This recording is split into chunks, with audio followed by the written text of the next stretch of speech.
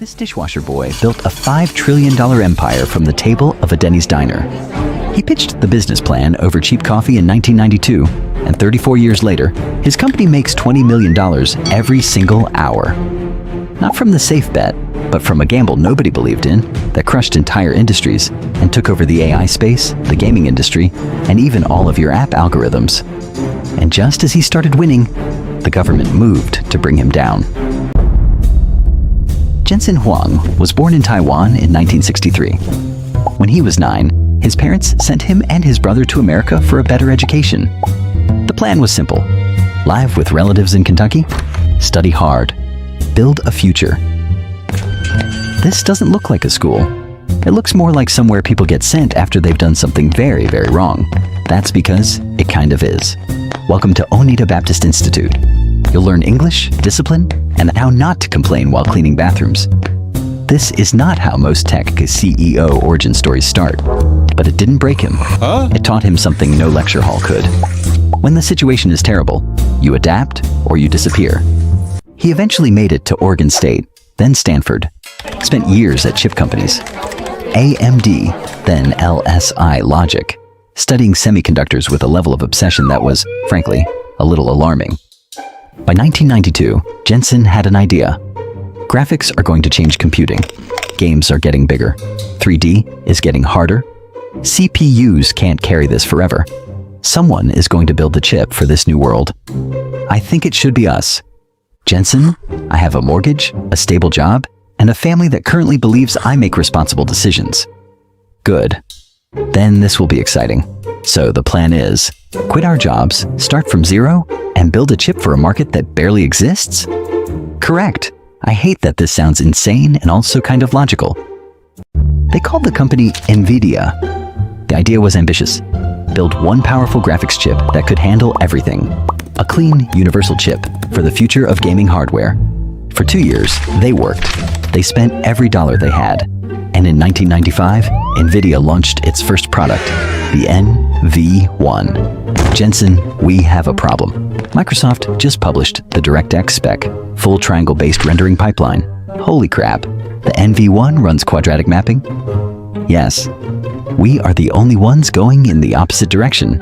Games are about to be built from tiny flat triangles. Our chip is built for curved surfaces. We built the wrong chip with tremendous confidence. 2 years. Every dollar. A chip built for a world that no longer existed. The NV1 flopped.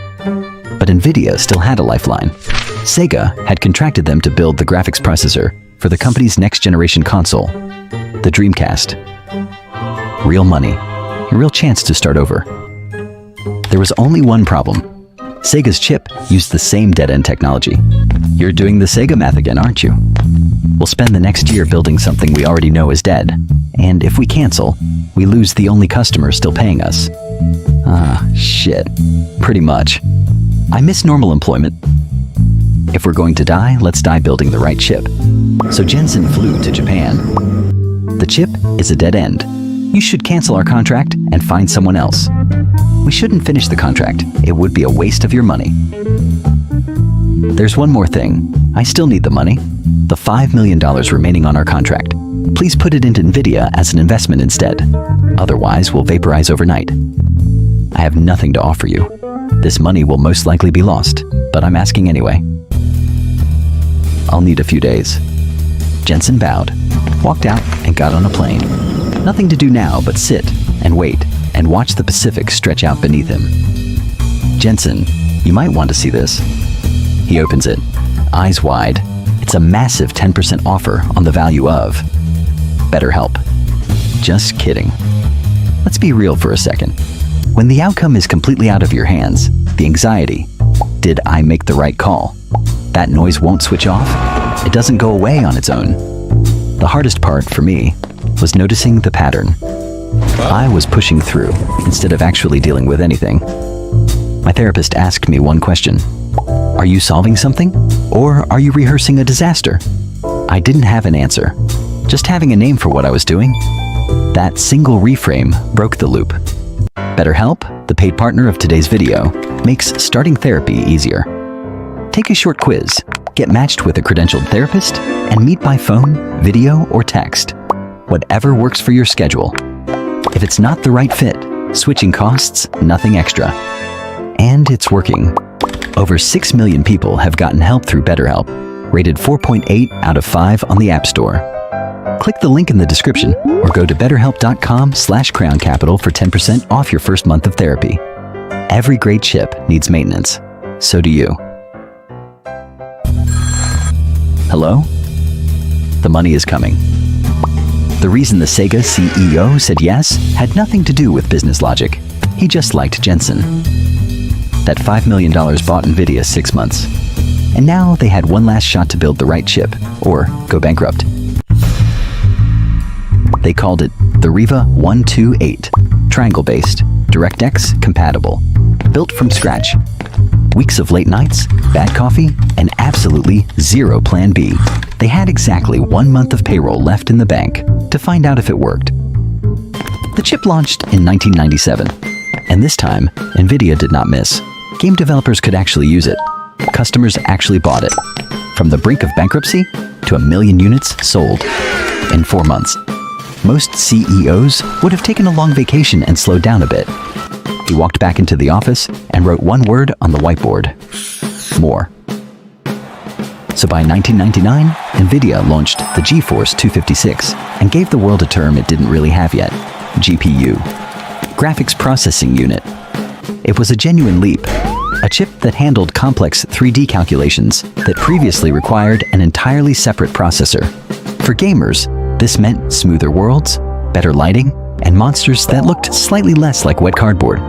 Gamers loved it. Developers wept with joy. Revenue exploded. And by the early 2000s, NVIDIA had become the king of PC graphics. Every serious gamer, every visual effects studio, every game developer on the planet. The obvious move was simple: keep making better gaming chips, sell them to gamers, become rich, buy a very large leather jacket museum. But Jensen started looking at something other people missed. A CPU is like one very smart employee doing tasks one by one, extremely fast. Meanwhile, a GPU is like 10,000 interns doing tiny calculations at once. Are the interns smart? No, but there are a lot of them. And if your problem can be broken into thousands of small calculations, physics, chemistry, weather, biology, artificial intelligence, suddenly, the chip built for video games starts looking like something else: a cheap supercomputer. Jensen looked at this and thought, what if the same chip that rendered explosions in video games could help simulate molecules, predict weather, model fluids, and maybe one day train machines to think? So in 2006, NVIDIA launched CUDA, Compute Unified Device Architecture, a platform that lets scientists, researchers, and engineers use NVIDIA GPUs for general-purpose computing. And then he committed roughly $500 million to build it. Jensen. The gaming business is printing money. Walk me through who CUDA is actually for. Researchers, scientists, people running fluid dynamics simulations, climate models, drug discovery. So, not our customers. Not yet. I'm starting to hate that phrase. This is our CUDA revenue after 2 years. Do you see a number? Not today. Jensen, this is not a business. We are subsidizing a hobby for PhD students. The PhD students are where the future starts. For the first time, they can use a gaming chip, like a supercomputer. We don't know what they'll build with it, but when they build something important, it will run on us. If they build nothing, we still have the best gaming cards in the world and a $500 million science project. We've survived worse. 6 years passed. The gaming business kept printing money. CUDA kept printing almost nothing. And Jensen kept waiting for the problem big enough to prove him right. Then in Toronto, someone found it. It's 2012. Every year, the world's top AI researchers compete in a challenge called ImageNet. Tens of millions of images, and your software has to identify what's in them. You see the Toronto submission? Some PhD student running a neural network on gaming cards. We've been hand-coding classifiers for a decade. Gaming cards aren't going to crack this. Ladies and gentlemen, thank you for waiting. The ImageNet 2012 results are final. Second place, University of Tokyo, with a 26.2% error rate. And this year's winner, University of Toronto, AlexNet, 15.3%. I'm sorry, 15? That's not a win. That's a murder scene. For years, researchers had been trying to teach computers how to see by manually designing the features they should look for. Edges, textures, shapes, patterns. AlexNet took a different path. Give the neural network enough data, enough layers, and enough computing power, and let it learn the features itself. Training a neural network requires millions of small calculations happening at the same time. Exactly the kind of work that NVIDIA had been quietly perfecting for 6 years. The $500 million bet had finally found its customer.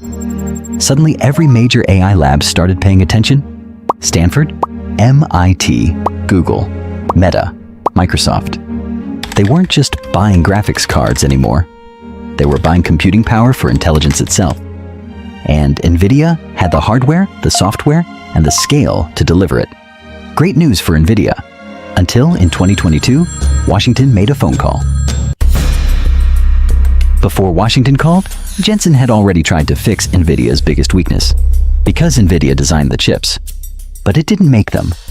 That job belonged mostly to TSMC in Taiwan, and he didn't own the underlying architecture, the fundamental instruction set that tells processors how to think.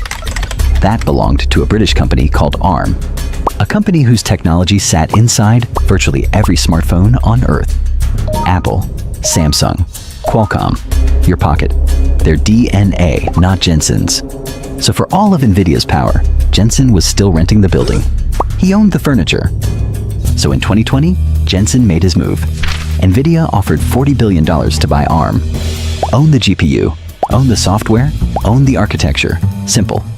Unless you were literally everyone else in tech. NVIDIA cannot own ARM. Agreed, agreed, also agreed. Wow, I hate how united we are. If Jensen owns ARM, then every chip we build runs through our most dangerous competitor? Phones, servers, AI chips, everything. So what do? We complain to every regulator with an email address. And they did. The FTC sued, the European Commission investigated, the UK blocked it on national security grounds. 18 months later, NVIDIA walked away. Then Washington called. Mr. Huang. Effective immediately, advanced AI chips, the H100, can no longer be exported to China. How much revenue are we talking about? That sounds like a you problem. Just like that, some of NVIDIA's biggest customers were cut off. Alibaba, Baidu, ByteDance, China's AI companies. Gone. So NVIDIA did what NVIDIA always did. It engineered around the problem. They built a weaker version, the H800, designed to fit inside the rules. Legal enough to ship, powerful enough to sell, for about 5 minutes.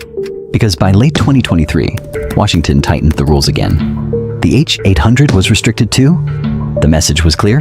NVIDIA was now a strategic weapon in America's technology war with China. Jensen wasn't just a CEO anymore. He was a piece on someone else's chessboard, moved by people he couldn't negotiate with. But while politics got messier, demand got insane. OpenAI, Google, Anthropic, xAI, Microsoft. Everyone building large AI models needed the same thing. More NVIDIA chips, more data centers, more power, more cooling, more everything. Blackwell, NVIDIA's next-generation chip, was being ordered before factories could even finish making it. By October 2025, NVIDIA crossed $5 trillion in market value, the most valuable company on Earth, ahead of Google, ahead of Apple. Not bad for a company that once had 30 days of cash left and one very wrong chip. None of it was supposed to work.